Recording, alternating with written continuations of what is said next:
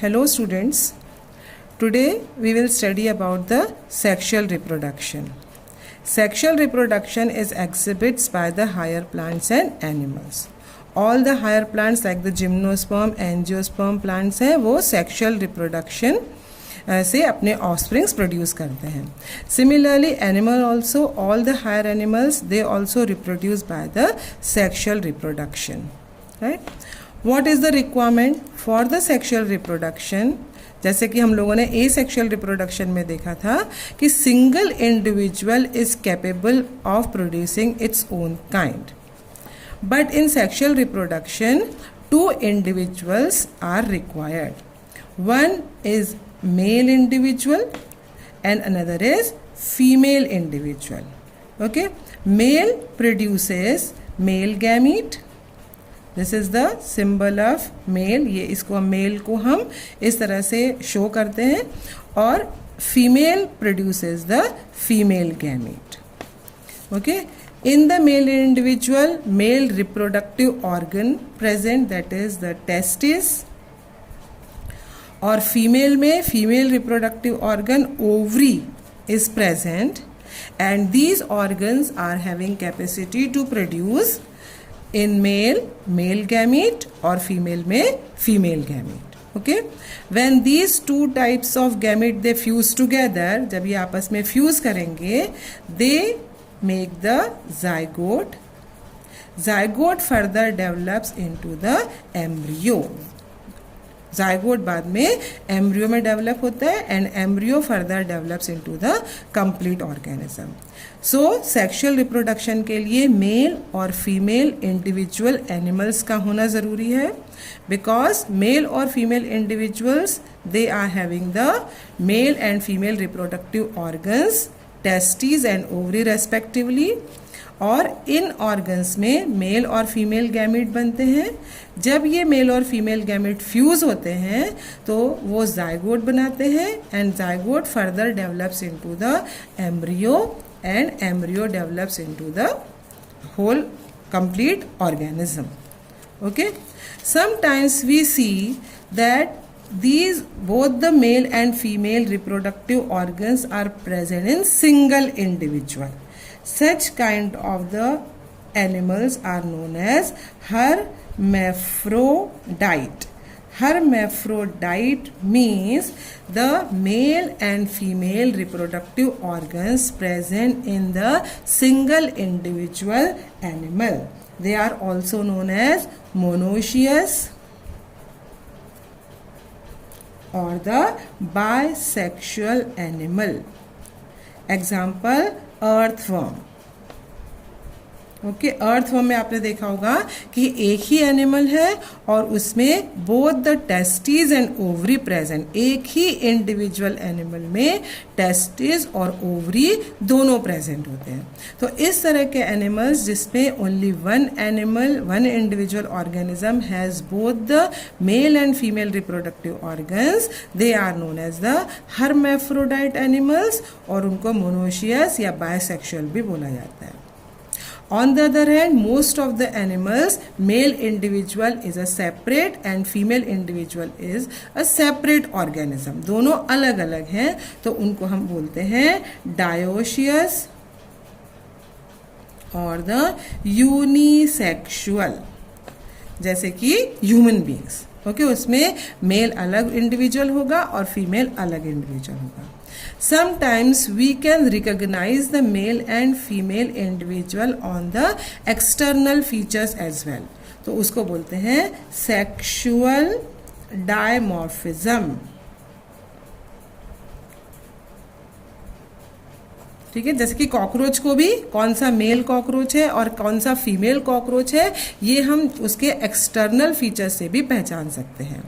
अगर हम एनिमल्स को उसके एक्सटर्नल फीचर्स पे मेल और फीमेल में डिस्टिंग्विश कर सकें तो such phenomenon is known as the sexual dimorphism. Right? So this is the hermaphrodite and the dioecious animal. Okay, now let us see what are the different stages of sexual reproduction. ठीक है, और stages of the different stages of growth.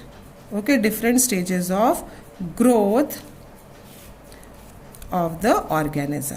जब एक organism की growth हो रही है तो पूरे लाइफ साइकिल में, in the whole life cycle, the organism undergoes certain growth period or growth stages. Okay, so first of all is a juvenile period or the vegetative period. Juvenile period or vegetative period means this is the when the organism takes birth, still growing, जब छोटा है और अपना size में body बढ़ रही है, उस समय उसको बोलते हैं juvenile period in case of animals.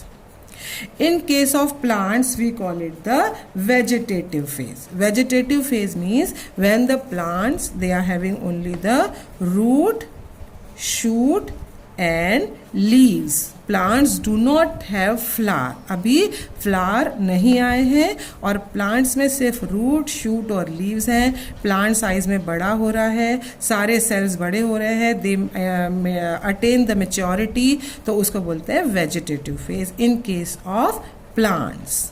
Right, वही एनिमल में we call it the juvenile phase when the organism is growing, height लेता है, पूरे सेल्स जो है वो अच्छी मेटाबॉलिक एक्टिविटीज़ फास्ट है और सारे ऑर्गन्स जो है वो साइज में बढ़ रहे हैं और मेच्योर हो रहे हैं. Okay, so this is the first stage of life cycle of an organism. Okay, second is the maturation phase. दूसरी होती है मैचुरेशन फेज. ओके, सो इस फेज में that the cell is growing पूरा complete, all the cells, the body attain maturity, पूरी maturity attain हो जाती है ऑर्गेनिज्म के द्वारा. मेटाबॉलिक एक्टिविटीज़ बहुत फास्ट हो जाती हैं, सेल्स जो है वो अपने सबसे बेस्ट टाइम पे रहते हैं सारे कामों को करने के लिए, तो उसको बोलते हैं मैचुरेशन पीरियड. ओके, एनिमल्स में हम इस मैचुरेशन पीरियड को डिटरमाइन करते हैं या देख सकते हैं by certain kind of the changes in body. Okay, like in human beings, in males, जब भी हम मेल बनाएंगे उसके सिंबल को इस तरह से बनाएंगे. ठीक है, in males you can see on the maturation the harshness of voice, थोड़ी आवाज़ भारी हो जाती है लड़कों की. उसके अलावा certain kind of the growth of hair on the body. So these symptoms or these characters show the maturation. Okay, and in case of female we would see the development of the body as well as the menstrual cycle. जब menstrual cycle start हो जाता है, it means body is maturing and now ready for the reproduction. Okay, so जब ये changes आएंगे हम समझ सकते हैं कि वो ऑर्गेनिज्म अभी मैच्योर हो गया है. Okay, similarly in plants, flowering is the characteristic feature of the maturation. जब किसी प्लांट में फ्लावरिंग होने लगेगी तब हम समझ जाएंगे कि ये प्लांट अब मैच्योर हो गया है और फ्लावर से वो अब रिप्रोडक्शन करके बीज या अपने तरह के इंडिविजुअल को प्रोड्यूस कर सकता है. Okay, so flowering is the characteristic feature of the plants for the maturation. Okay, अब flowering is not all the time और maturation period of the plants are different. किसी प्लांट में एक साल के अंदर अगर आप बीज उसका बो रहे हैं तो एक साल के अंदर ही उसमें फ्लावर्स आने शुरू हो जाते हैं, तो उसका मैचुरेशन पीरियड है एक साल. Such kind of the plants are known as the annual plants. Okay, कि एक साल के अंदर आपने बीज सॉ किया और इमीडिएटली उसमें उसी साल के अंदर फ्लावर आ गए और फ्रूट आ गया और फिर से बीज प्रिपेयर हो गए उसको सॉ करने के लिए. Okay, so such kind of plants known as the annual plants. Another is the perennial plants. Perennial plants, they flower after 2 years. Immediately उसी साल आप अगर बीज सॉ करेंगे तो उसी साल वो फ्लावर नहीं देंगे, दूसरे साल में फ्लावर आएंगे. Okay, sorry, these are the biennial plant. 2 साल के लिए these are the biennial plant, and perennial plant they flower more than after more than 2 years. 2 साल में जो फ्लावर देते हैं उनको बोलते हैं बाइनियल. Okay, not perennial. जो 2 साल में फ्लावर देंगे उनको बोलेंगे बाइनियल, जो 1 साल में फ्लावर देंगे उनको एनुअल, और जो मोर देन 2 ईयर्स जैसे कि मैंगो, ओके अगर आपने मैंगो का बीज लगाया तो इमीडिएटली 1 साल के बाद या दूसरे साल में वो फ्लावर देना शुरू नहीं करता है, उसको 4, 5 या 6 साल लगते हैं और इससे भी ज़्यादा लग सकते हैं फ्लावरिंग के लिए। तो ऐसे प्लांट्स को हम पेरिनियल प्लांट्स बोलते हैं, ठीक है। तो मैच्योरेशन पीरियड भी अलग अलग होता है। इसी तरह से flowering also depend on the season, okay. All through the year they can not flower, plants can not flower. जैसे कि हमने मैंगो का एग्जाम्पल लिया, तो ठंड के समय में आप नहीं देखोगे कि मैंगो फ्लावर कर रहा है। ये हमेशा जब समर्स आने को होते हैं तभी मैंगो ट्री फ्लावर करता है। तो flowering also depend upon the season, seasonal flowering. Like bamboo tree का एग्जाम्पल हम लोग देख सकते हैं। बैम्बू ट्री जो रहता है वो once in a life time, पूरे लाइफ टाइम में सिर्फ एक बार फ्लावर करता है, okay. Similarly certain plants like the strobilanthes, एक प्लांट है स्ट्रॉबिलैंथस,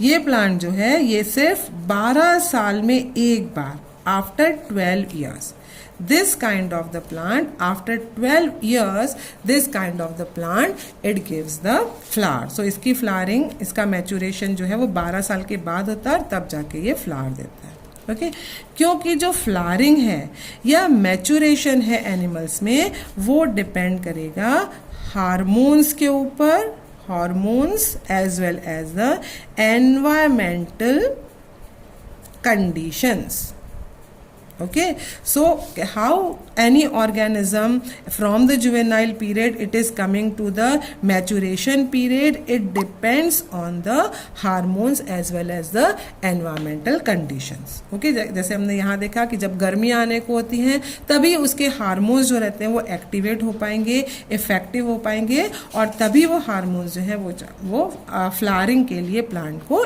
इंड्यूस करेंगे, okay.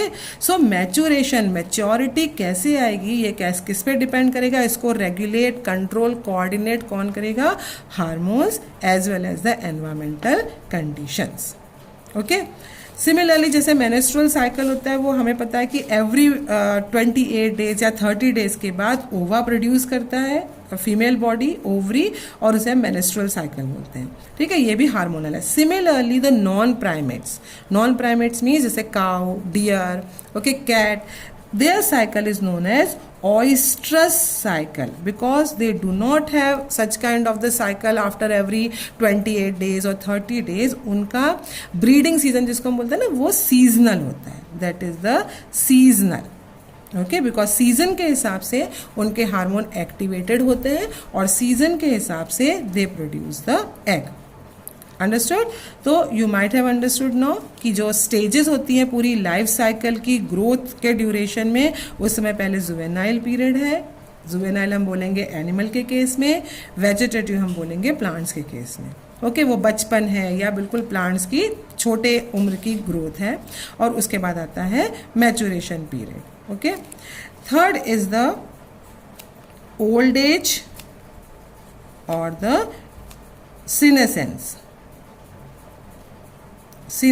Period, okay. Old age means एक जब मैच्योरिटी हो जाती है और एनिमल जब पर्टिकुलर एज में पहुंच जाते हैं उसके बाद उसमें मेटाबॉलिक एक्टिविटीज सारी स्लो हो जाती हैं। All the cells they becoming their metabolic activities becoming very slow, tissues also they lose their flexibility, they become stiff, collagen fibre भी बहुत स्टिफ होने लगते हैं, all these things, and we say the animal is growing old now.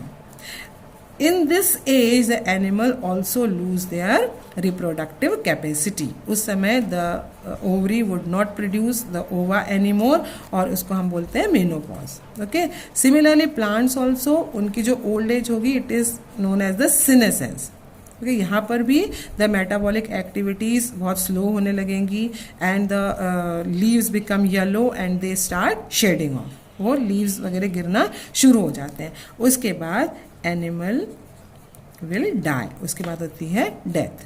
तो किसी भी animal के पूरे लाइफ साइकिल में, पूरे ग्रोथ ड्यूरेशन में जुवेनाइल, मैच्योरेशन और ओल्ड, ये वाली तीनों स्टेज आती हैं और उसमें वो रिप्रोड्यूस करता है।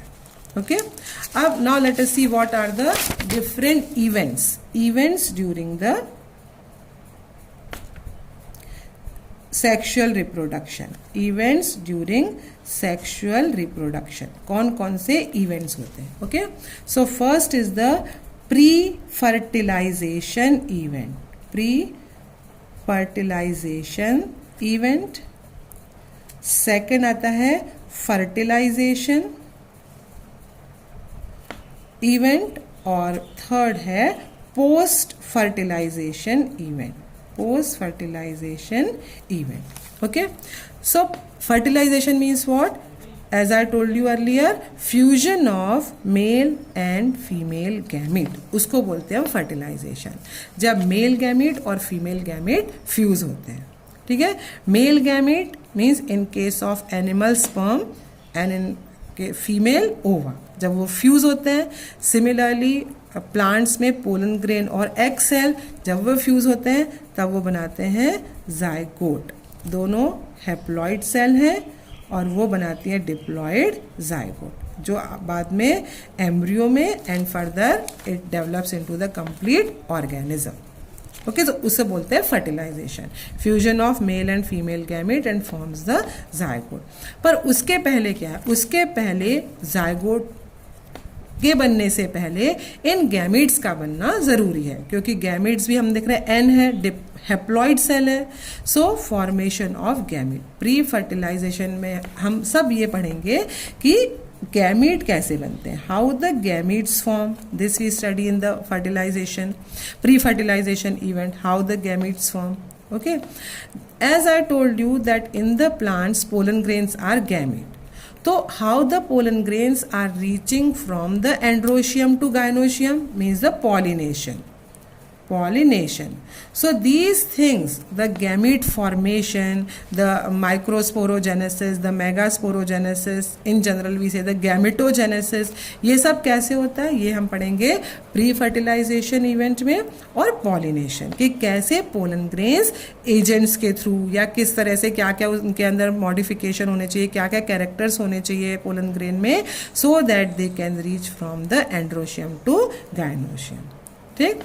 Then we will study the fertilisation में वही कैसे फ्यूजन होता है मेल और फीमेल गैमेट का, कैसे जाइगोट बनता है, फिर जाइगोट के अंदर किस तरह से डिवीजन होते हैं, कैसे एम्ब्रियो बनता है ना, फिर डाइकॉट मोनोकॉट एम्ब्रियो का डेवलपमेंट किस तरह से होता है, and all these things we will study in the fertilisation. ठीक है. In the angiosperm plant we will study the syngamy, double fertilisation, triple fusion. ये सारी चीज़ें we will be studying in detail when we study the fertilisation.